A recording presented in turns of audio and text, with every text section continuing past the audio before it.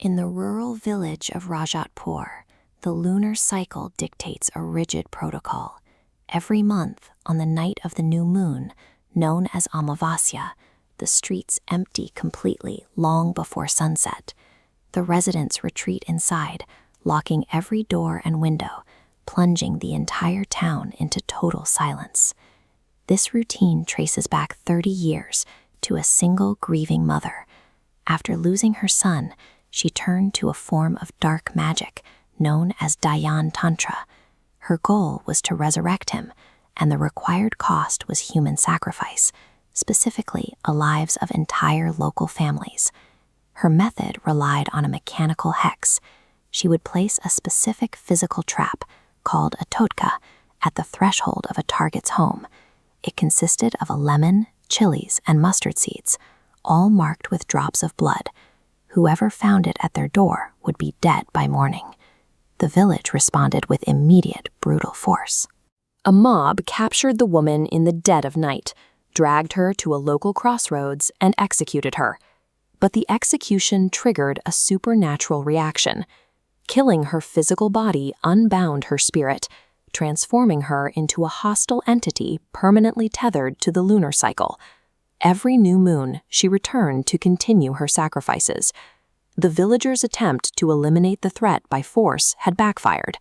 They were now trapped in a 30-year stalemate with a monster they had created themselves. To survive, the village relied on a strict defensive protocol formulated by a local priest, Banu Kaka. The rules had to be followed exactly. This diagram shows the required threshold defense. Residents had to first perform an outdoor puja by burning camphor. Immediately after, they had to seal the entrance by drawing a swastika, which acted as a spiritual lock to generate a protective perimeter. The final step required total physical lockdown.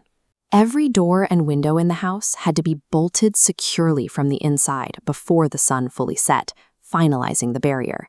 The system worked, but it contained a fatal loophole called sutak.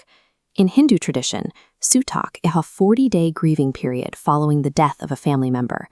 Under cosmic law, performing any religious ritual during sutak is strictly forbidden.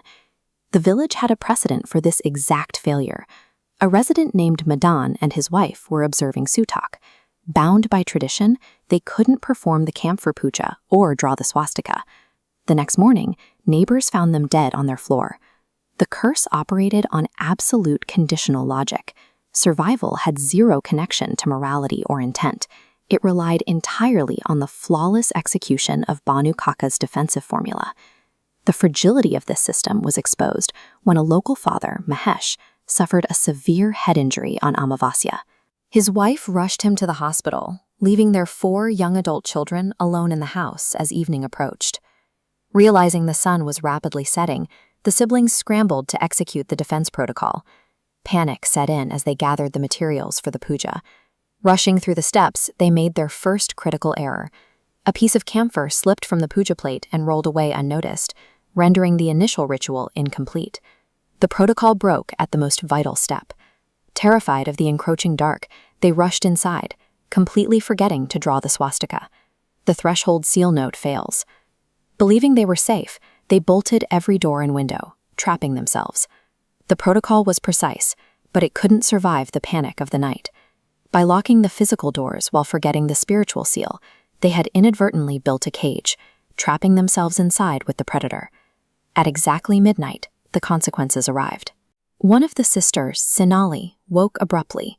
She heard a sound she never expected from the inside, the sharp tap of a wooden cane striking the floorboards directly outside her bedroom.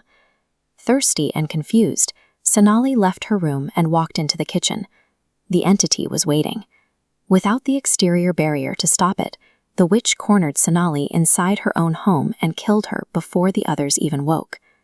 The remaining 3 siblings barricaded themselves in a single bedroom. The entity then shifted its tactics.